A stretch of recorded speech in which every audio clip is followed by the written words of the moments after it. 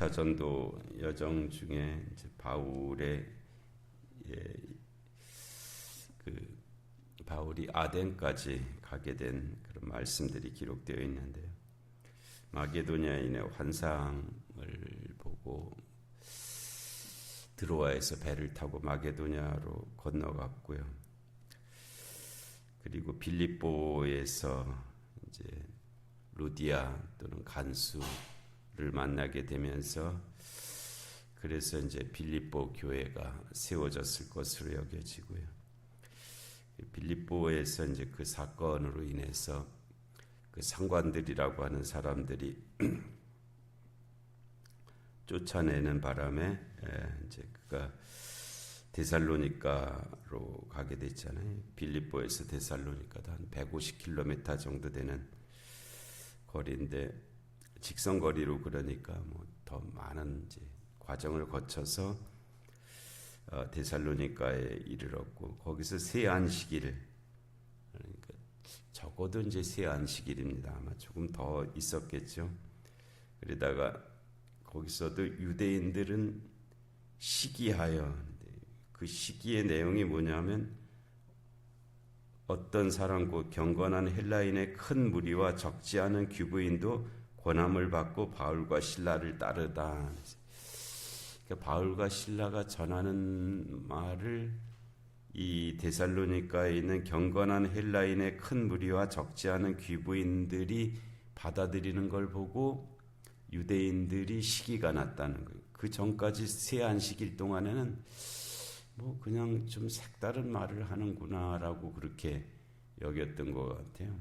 그래서 그냥 그런 정도로 듣고 있었는데 이 데살로니가에 있는 경건한 헬라인의 큰 무리와 적지 않은 귀부인도 권함을 받는 것을 보고는 갑자기 그냥 유대인들이 시기가 나서 저자의 어떤 불량한 사람들을 데리고 떼를 지어 성을 소동하게 했다. 우리 마음속에 들어오는 이 시기심, 이게 참 아주 어려운 싸움입니다. 그리고 보통은 점잖게 그냥 잘 살다가도 시기심이 발동을 하면은 이게 이때서부터 이제 흔들리고 무너지기 시작하고 그러거든요. 이 시기심이라는 것이 뭐냐면 남이 잘 되는 겁니다. 남이 잘 되는 거를 보고 내가 그거를 견뎌내지를 못하는 거거든요. 남이 잘 되는 걸 보고 좋아하고 칭찬해주고 기뻐하고 함께 감사할 수 있는 사람은 아주 큰 사람입니다. 아주 대단히 훌륭한 사람. 근데 남이 잘 되는 거가 그렇게 탐탁하지 않은 거예요. 그래서 거기서 발동하는 것이 이제 이 시기심인데 이게 항상 찾아오는 거거든요. 잘 싸워내야 됩니다. 잘 싸워내고 그 시기심을 잘 물리쳐야 되고요. 물리칠 뿐만 아니라 남이 잘 되는 걸 보고 기뻐할 수 있는 그런 사람이 되어야 됩니다. 남이 잘 되는 것을 기뻐할 수 있는 사람. 남이 잘 되는 걸 기뻐하는 그 범위가 점점점 넓어져야 된다는 뜻입니다. 남이 잘 되는 걸 기뻐할 수 있는 것이 용납되는 유일한 부류가 어디서부터 시작되면 자기 자식 거기서부터 시작됩니다. 그 외에는 다 시기심의 대상이 되거든요. 자기 자식은 시기심의 대상이 아닙니다. 그런데 거기서부터 이제 점점 넓어져 갖고 그 남이 잘 돼도 기뻐할 수 있는 범위가 점점 넓어지는 것이 잘 믿는 거라고 생각합니다. 그런 사람이 정말 잘 믿는 사람이죠. 근데 유대인들도 세 안식일 동안 잘 말씀 듣다가 그때까지는 그냥 가만히 있었는데 데살로니가에 있는 유대인들이 그 중에 상당히 유력한 자들이 바울과 실라의 말을 따르는 것을 보고는 그냥 시기심이 발동해갖고 성을 요란케 하면서 이제 어떻게든지 바울과 실라를 끌어내려고 하는 그런 일을 했던 것이고요. 그래서 10절에 밤에 형제들이 바울과 신라를 베레아로 보냈다라고 되어 있죠. 이제 여기서 형제들이란 말은 이 초대교회에서 형제들은 믿는 자들을 가리키는 말입니다. 같은 뭐 혈통으로서 유대인을 가리키는 말이 아니고 그리스도인들을 가리키는 말이죠. 이 데살로니가에 있는 믿는 자들이 밤에 낮에는 이제 들키니까 바울과 신라가 어디 숨어 있었겠죠. 그러다가 밤이 돼서 그 바울 형제들이 그 바울과 신라를 베레아로 보냈다. 근데 보냈을 때 그 뭐 이들만 보냈을 리는 없고요. 같이 갔겠죠. 베레아까지 같이 가줬을 것입니다. 근데 그 같이 가주는 거리가 자그마치 70km입니다. 70km면은 직선거리로 70km니까는 뭐 적어도 40km가 100리잖아요. 200리 길이죠. 200리 길을 갔다가 다시 와야 되잖아요. 그러면 400리 길이죠. 그 400리 길을 기꺼이 가준 사람들이 이 데살로니가에 있었다. 예수님께서 형제가 5리를 가고자 하면 10리를 가져오라 그렇게 말씀하셨잖아요. 그 당시 왜 5리냐 하면은 로마 제국의 법이었습니다. 로마 제국의 법이 그 자기 식민지의 대상이 되는 어떤 사람이든지 로마의 관리가 명령할 수가 있었어요. 어떤 사람이든지 지정해서 이 물건을 5리까지 한 5리 2kg잖아요. 2kg까지는 옮기는데 이용할 수가 있었습니다. 그게 이제 식민지 당시 로마의 법이었는데, 그래서 뭐 우리도 일제 강점기 때 뭐 일제 순사들이 뭐 그냥 이것 해라 저것 해라 하면은 그거 따를 수밖에 없는 그런 게 있었던 것 같이 이 로마 관리들이 그 식민지에 해당하는 그 대상들에게 이런 것을 명할 수 있는 권한이 그때 있었어요. 그래서 5리를 가고자 하거든 10리까지도 가져라. 이제 그렇게 말씀하신 것인데, 그거는 이제 그 당시에 법이 그렇다는 것이었고, 의미상으로도 누가 좀 이렇게 도움을 청하거든 그 도움을 청한 만큼만 해주지 말고 그거에 배나 더 해줘라 그렇게 말씀하신 거예요. 요것 좀 해주세요라고, 요것 좀 주세요라고 그렇게 요청이 들어왔을 때, 그건 이제 일반적으로는 그것도 안 해주잖아요. 요 정도 달라려면 한 10,000원만 주세요 하면은 무슨 10,000원, 그냥 1,000원만 받아가 이제 이렇게 되는 거죠. 근데 예수님께서 하신 말씀은 10,000원을 달라고 하면 20,000원을 줘라 하는 그렇게 말씀하신 거예요. 5리를 걷고자 하면 10리를 같이 가져오라라고 하신 그런 말씀.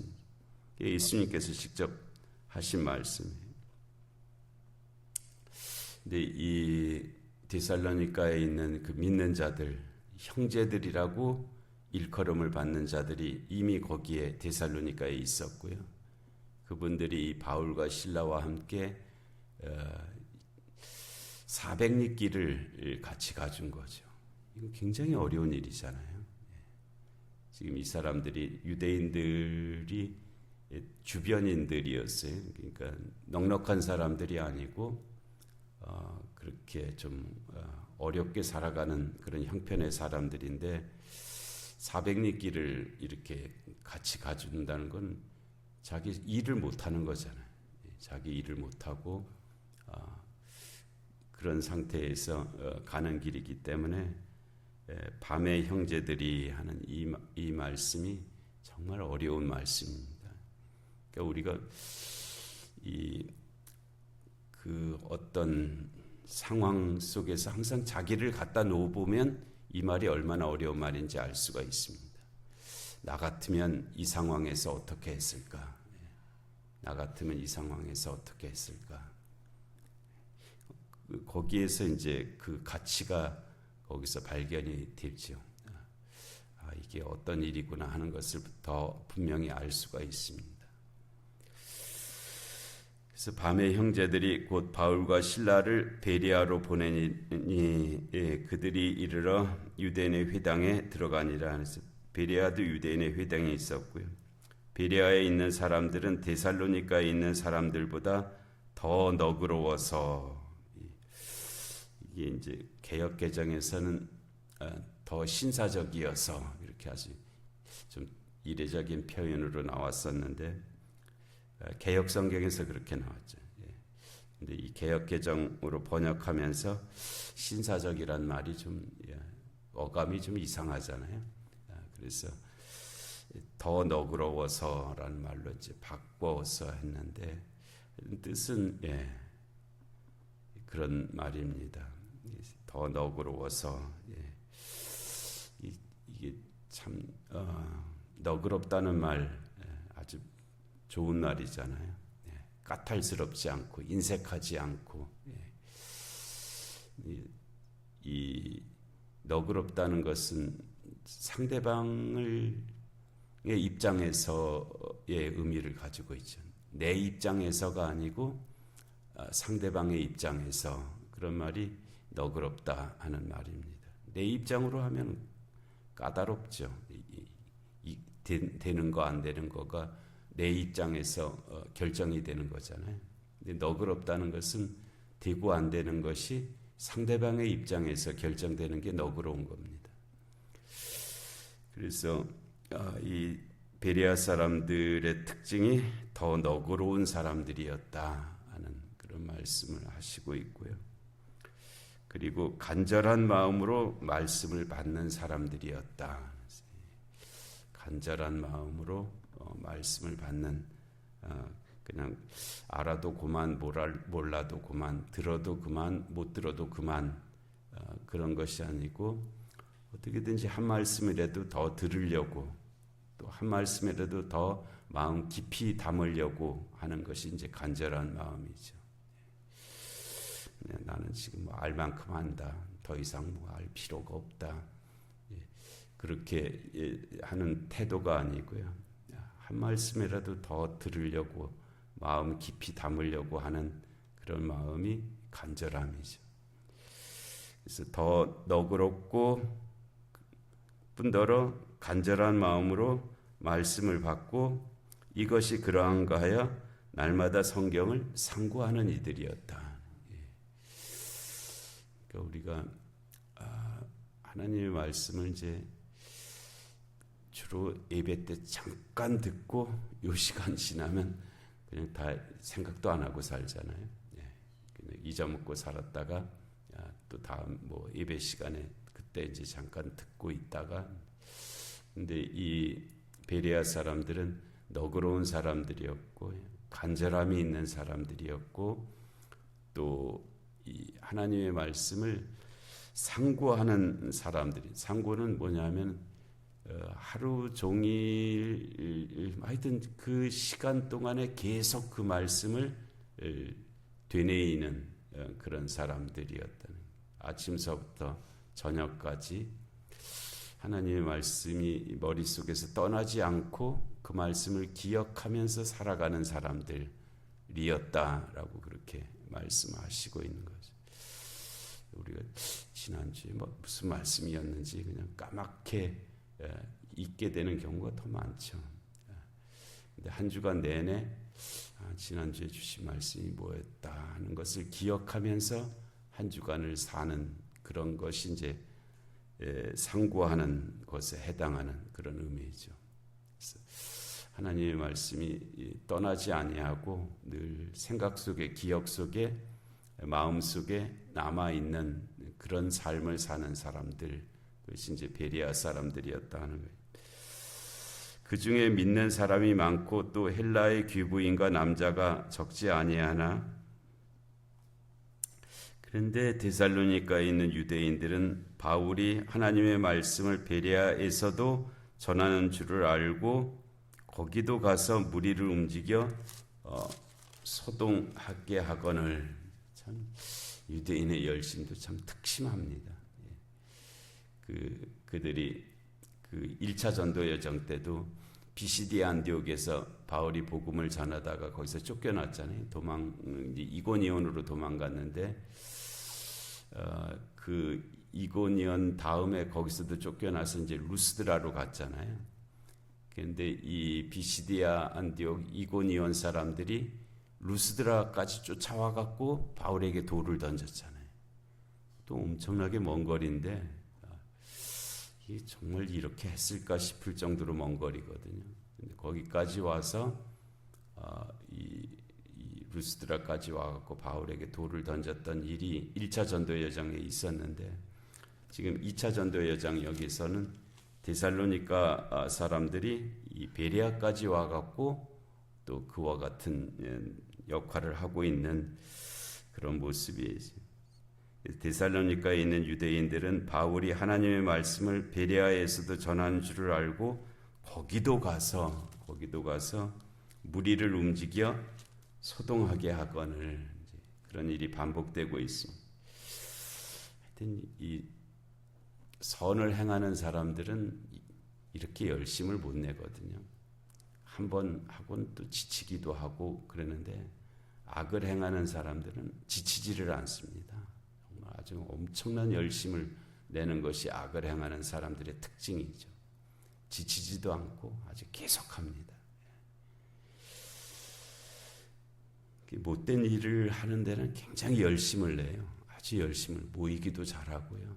아주 꾀도 많이 내고 잘 뭉치고. 근데 선을 행하는 사람들이 그렇게 열심을 내지를 못합니다. 그리고 합력하지도 못하고 좀 그런 속성들이 있어요. 14절에 형제들이 곧 바울을 내보내어 바다까지 가게 하되 이제 데살로니가에서도 베레아로 이렇게 그 역할을 감당하는 이들이 있었고요.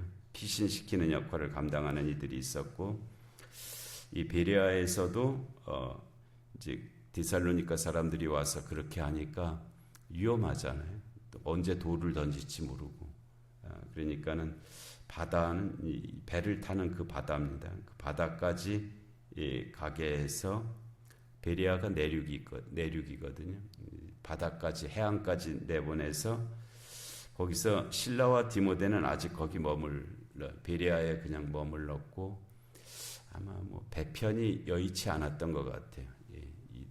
이들이 다 타기에 여의치 않아서 실라와 디모데는 거기에 머물고 바울을 인도하는 사람들이 그를 데리고 아덴까지 이르러 배를 타고 이제 우리 지금 그리스의 아테네죠.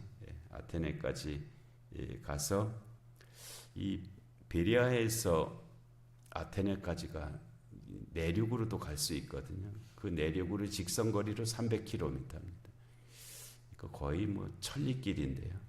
그 먼 거리를 또 바울을 피신시켜주는 이들이 있었다는 거예요. 돕는 자들이 있었다는 거예요. 그러니까 바울이 혼자 그 역할을 한 것이 아니고요. 수많은 돕는 자들을 통해서 이루어진 일입니다. 그래서 베레아에서 아덴까지 그렇게 이르러 그에게 실라와 디모데를 그에게서 실라와 디모데를 자기에게로 속히 오라 하라는 명령을 받고 떠나니라. 바울을 아덴까지 인도해 준 그 베레아에 믿는 자들이 있었고요. 그들에게 이제 부탁을 하는 거죠. 그래서 실라와 디모데를 빨리 이 아덴으로 보내달라. 지금은 이제 아마도 배편이 그렇게 안 돼서 바울 혼자 피신한 상황인데 실라와 디모데도 빨리 보내달라 하는 말을 듣고 그 베레아 사람들 중에 어떤 사람들이 다시 돌아갔다 하는 그런 말씀에 그래서 이제 바울이 아덴에 이르러서 거기서 사역이 시작되는데 하나님의 거룩한 역사가 이와 같이 이루어져 가고 있습니다. 또 어제 총회도 어제 잘 시작이 됐고 또 여러 가지 은원들 새로 임원 개선하는 일도 잘했고요. 우리 교회는 우리 박정국 장로님이 사무장이 돼서 처음 이제 한 그런 총회 였기 때문에 뭐든지 처음 하는 일이 되게 어렵잖아요. 어떻게 하는 거지? 그래도 잘 해내셨습니다. 잘 해내셔서 역할 잘 감당하셨고 계속 오늘하고 내일까지 이어지는데 위에서 기도해 주시기 바랍니다. 은혜로우신 하나님 아버지, 오늘도 귀한 새벽 저에게 허락하시고 하나님, 바울이 이제 베레아에서 저 아덴까지 이르러서 주의 복음을 전하는 하나님 그 말씀들을 저에게 주셨는데 또 그 가운데 여러 돕는 자들이 있어서 그 역할을 함께함을 저희들에게 말씀해 주셨습니다. 또 베레아 사람들이 너그럽고 또 저들에게 간절함이 있었고 또 말씀을 상고함이 있었다고 하셨는데 하나님, 저희들도 그들을 본받아 교훈받아 하나님 그와 같은 믿음의 삶을 살아갈 수 있게 하여 주시옵소서. 영육간의 공고한 하나들을 긍휼히 여겨 주옵시고 이 나라 이 민족 가운데 주님의 공의와 정의가 임하게 하여 주옵시고 전쟁과 기근과 질병과 재난의 땅들 가운데 주의 긍휼하심이 함께하여 주시옵소서. 하나님, 총회 가운데도 은혜 주시어서 또 선한 인도하신 가운데 하나님 귀한 결정들이 이루어지게 하여 주옵시고 또 이 새벽의 기도 가운데도 은혜 내려 주시어서 주의 은총이 역사하여 주시옵소서. 주를 의지하옵고 예수님의 이름으로 기도하옵나이다. 아멘.